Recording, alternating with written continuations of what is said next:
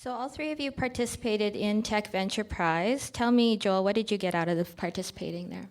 A lot of benefits. Kendall Ferrier has been incredibly helpful throughout the whole experience. She was very kind.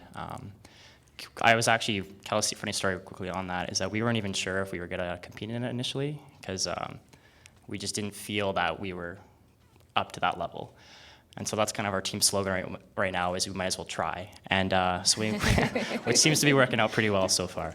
But just going through that, we have won some money, which has been really helpful, especially for those pesky lawyer fees, and just the relationships we've made. And we've actually partnered with TELUS right now. They're helping us with our server space, and they've been also very, very helpful. So we've benefited a lot from that. And I thank you, Kendall, for all your help. Meghan?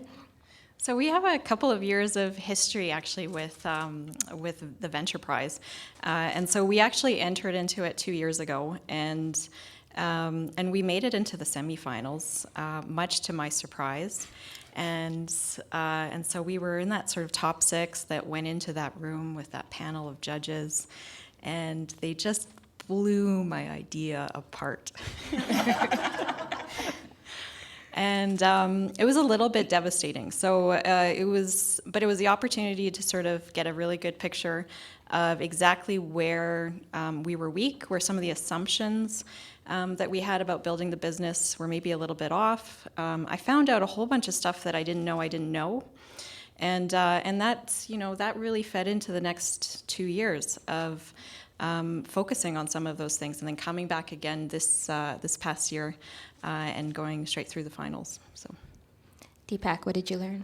So definitely Tech Edmonton helped us a lot, pretty much advising at the early phase, like what we should do. And we are right now, our office is near the Tech Edmonton building.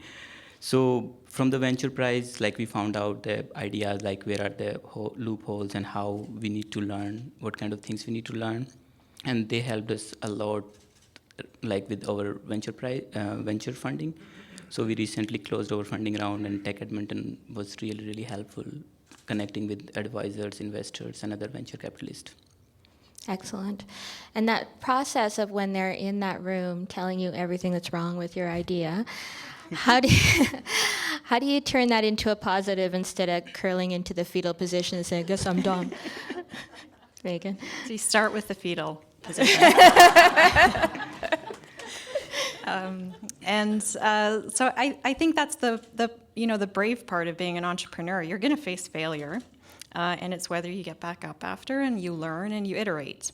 And so I think that even now, having already failed many times within Localize, and then kind of reconfiguring, recalibrating, it's making us as a business better because we continue to do that.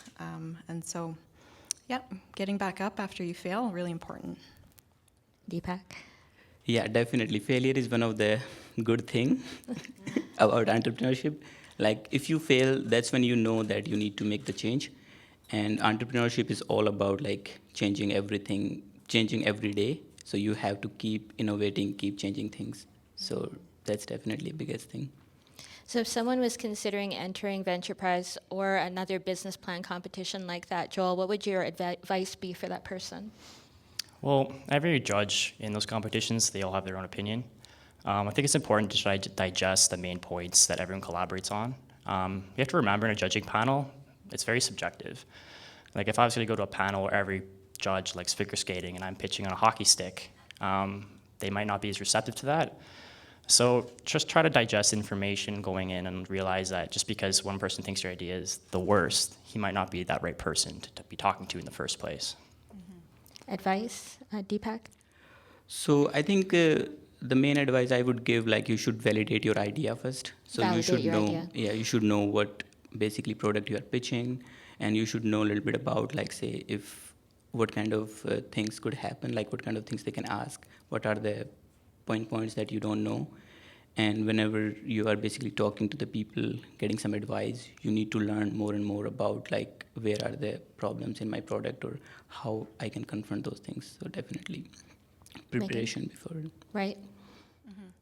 You're going to get signals from all directions. And so some of those signals are going to be the signals that your idea is bad or that there's not a good case here. And those are also important to listen to. But you're going to get signals that tell you there's something good too. And so it's really about finding that rational space in between to understand whether you're getting the right signals, you're getting good signals, and where you need to go to sort of pick up on some signals that you might have a vacuum of. If you don't have that validation, your signals from your customer group, then go find those signals.